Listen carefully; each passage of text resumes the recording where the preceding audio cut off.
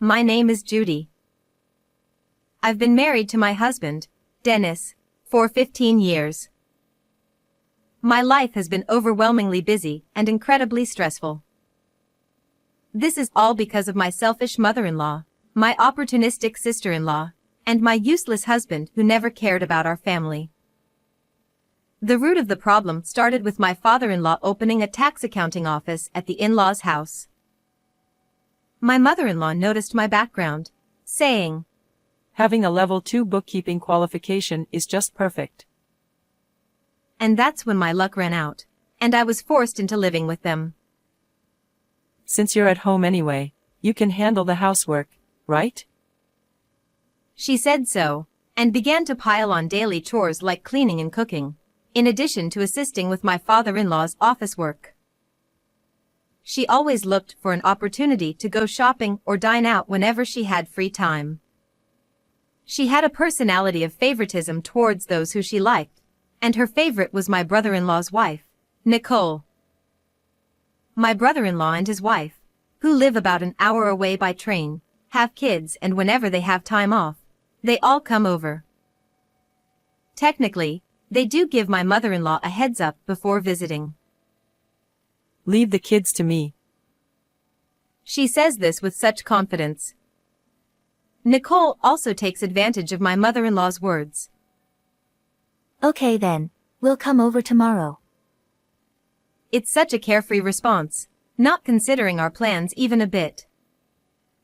And true to my mother-in-law's take-it-easy words, Nicole wouldn't lift a finger to help with the kids, leaving everything to me. She seems quite pleased with herself about it. We have one daughter, while they have 3 boys. They eat a lot, so cooking for them is quite a task. "Are you planning to put me to work on my precious day off?" When I asked Nicole for help with meal preparations, she would get upset. I have other work besides housework, and I don't have enough time. If I insisted, my mother-in-law would step in. "Are you looking down on Nicole because she's a housewife? Let her relax at least while she's here. You're really being mean." "Exactly. Being a housewife is so tough. You're so thoughtful and kind. I just love you." Nicole would then smile at my mother-in-law and take her arm affectionately. Every time I remembered her smug face as she walked away, my anger boiled inside me. And just when I felt like I was going bald from the stress, my husband added insult to injury. When I complained about my mother-in-law and Nicole's behavior, my husband responded with, "Housework is your job, isn't it? You always end up doing it alone even though you say you're busy, so why do you ask for help? You're just trying to push your responsibilities onto them, aren't you?" Well, that's the kind of response I got. Why do I have to take care of their family too? If that's a wife's job, then there's nothing you can do about it. If you don't like it, do you want a divorce? You, who don't have any significant qualifications, can you even get a divorce? He knew I couldn't, and he smirked. My husband, whom I thought I married for love, became increasingly cold towards me as our honeymoon phase passed. Perhaps he didn't like that I prioritized my job over him, or that my father-in-law had high expectations of me. That jealous jerk. While screaming this internally, I remained silent without arguing back. "Hey, I'm busy studying for exams." He casually ended the conversation. My husband seems to want to take over the tax accounting firm, but he keeps failing the exams. You don't have any significant qualifications either. I wanted to shout this out, but in these tough job market times, leaving home with just a level 2 bookkeeping qualification is scary. I told myself that it's not the right time yet. Among the enemies in my in-laws' house, my father-in-law was the only one in a neutral position. He may be a useless guy who doesn't care about household matters and leaves everything to my mother-in-law's control, but on the other hand, he's someone worthy of respect as a professional. Unlike my mother-in-law and husband, who dump everything on me, he takes the time to teach me his work thoroughly and even suggested I become a tax accountant. Having a goal makes it surprisingly easier to overcome hardships. The future goal my father-in-law gave me became my anchor. I studied diligently in between busy schedules, passing each subject one by one. The joy I felt when I finally passed all the subjects is unforgettable. With practical experience under my belt, I got registered as a tax accountant, and both in name and reality, I became a member supporting my father-in-law's firm. It seemed that my husband didn't appreciate me starting to work as a tax accountant. He became openly cold towards me. When I tried to offer words of encouragement while he was studying for his exams, he snapped. Are you looking down on me? You're such an unsympathetic woman. He'd also bring up my brother-in-law and saying, He's lucky, isn't he? Nicole is beautiful. Why did I end up marrying someone like you? We only have one daughter. Even my mother doesn't like you. You're the worst wife. He would belittle me like this. My mother-in-law continued to dote on Nicole, favoring her children over mine. Nicole took advantage of this, acting selfishly and even once leaving her kids with us to go on a trip with my brother-in-law. Nicole is such a good girl. She even thinks of us and brings back souvenirs when we can't go on trips. And compared to her, you always have a sour face and act all high and mighty just because you became a tax accountant. Honestly, you're such a terrible daughter-in-law. I had grown accustomed to my mother-in-law's snide remarks, and I honestly found myself torn. I had prepared divorce papers, fully intending to divorce once I became a tax accountant, but when it came down to it, I didn't know when the right time would be. I had thought that obtaining the qualification would mean I could leave at any moment, but I also found enjoyment in working with my father-in-law, which made me hesitate to leave. My indecisiveness was finally pushed aside by my mother-in-law's hospitalization. It happened right before the summer vacation, when she fell down the stairs and broke her leg. While in the hospital, my mother-in-law suddenly remembered something. Nicole and her kids will come over, so make sure to take care of them. What? How shameless can she be to come over when my mother-in-law isn't even there? I was speechless, but there was no point in complaining to my mother-in-law. When I got home, I contacted Nicole directly. Over the phone, Nicole was cheerful. Please take care of my kids again this summer. However, when I told her that she should reconsider since my mother-in-law was hospitalized, she quickly changed her tone and mocked me. What? We already have made plans. There's no way we can cancel now. Are you too stupid to understand that? That's my line.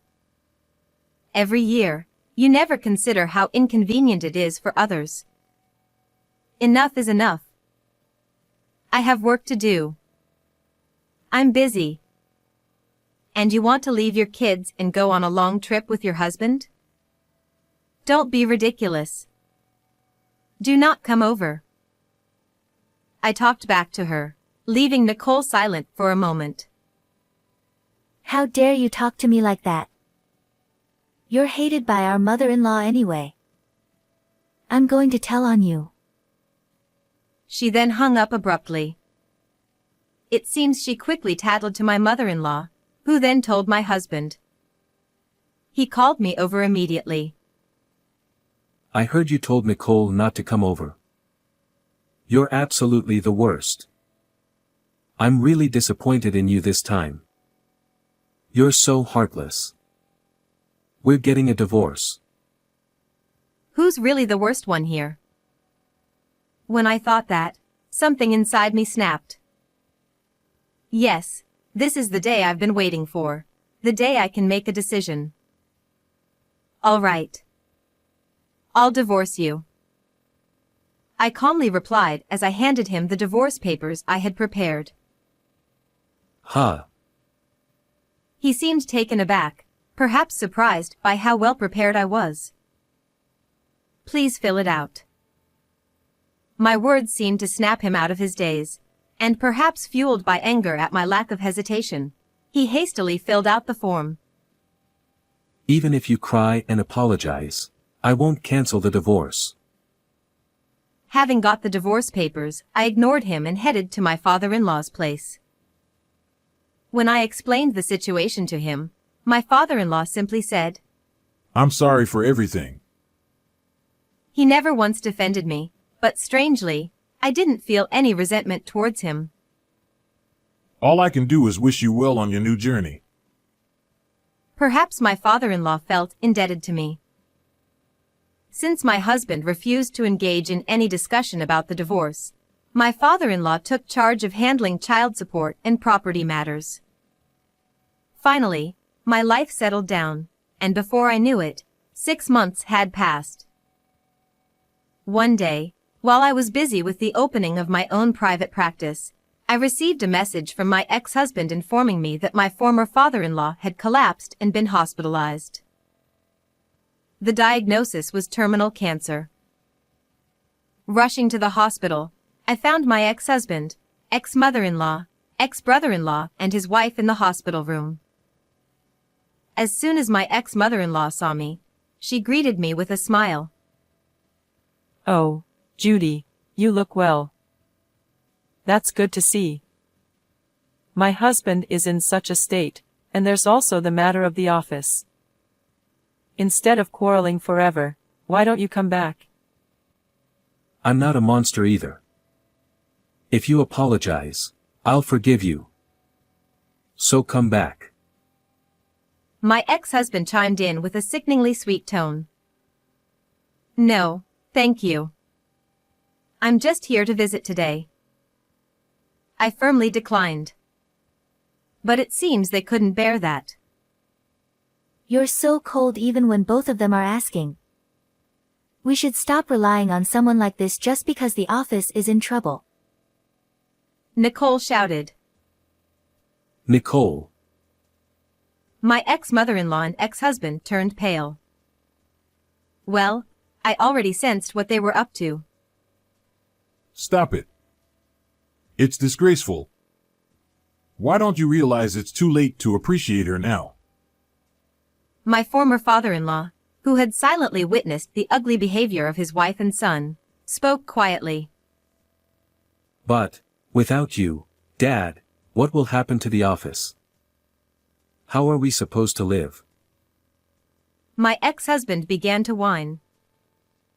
You're over 40 and pathetic. Figure it out yourself. Judy is already a stranger. What do you mean she's a stranger? The divorce is invalid anyway. Judy would be in trouble without the office. Who else would hire a woman like you? The man still can't see reality as it is. My ex-father-in-law seemed to feel the same, letting out a big sigh. Judy has become independent. Many clients want to rely on her. She's a respectable, fully qualified tax accountant. Unlike you, who still haven't passed half of your exams. His words left my ex-husband speechless. Whether my ex-father-in-law knew about his own health condition or was just celebrating my new beginning, he told the clients I used to handle about the situation and helped me secure work. Thanks to his support, I was able to start preparing for my own private practice smoothly. Oh dear, Dennis really is hopeless. My ex-mother-in-law said, realizing that the situation was turning against her son. She pulled at my sleeve. Judy, I think we can get along again. Ever since I broke my leg, it's been difficult. I need rehabilitation, and with this leg, it's hard to manage the house. Please come back. Why don't you ask Nicole for help with your rehabilitation? I replied coldly and Nicole jumped in before my mother-in-law could respond. I'm too busy with my own household. I don't have time for that. My ex-mother-in-law was visibly shocked by Nicole's blunt refusal. Nicole? I won't do any caregiving. I hate taking care of old people. My ex-father-in-law burst out laughing at Nicole's blatant disgust. Nicole, you've been spoiled by my wife all this time, and you have the nerve to call Judy cold? I don't want to see your face anymore. Leave. As Nicole's face turned pale, he turned to his wife.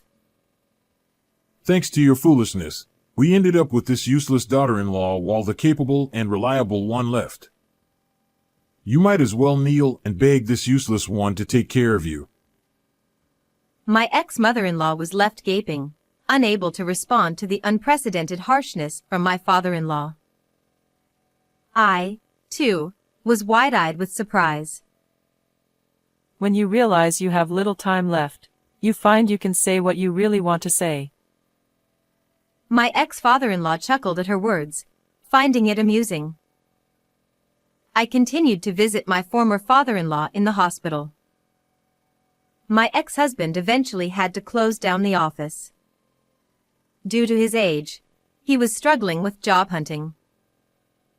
My ex-mother-in-law's leg condition worsened, preventing her from going out, which she loved. She also stopped doing any housework, so my ex-husband had to take over. Since he was incapable of doing much, the house became a mess. He must be having a hard time. Nicole hasn't visited the in-laws since that incident. My ex-brother-in-law seems to have lost all affection for a wife who refuses to care for his mother, and the atmosphere at home has grown cold. My wife was complaining about her cold daughter-in-law the other day. He said with an exasperated laugh. Though I couldn't be there for his final moments, I was able to express my gratitude to him. The best way I can honor him now is by preserving the relationships he built with others. I'll do my best.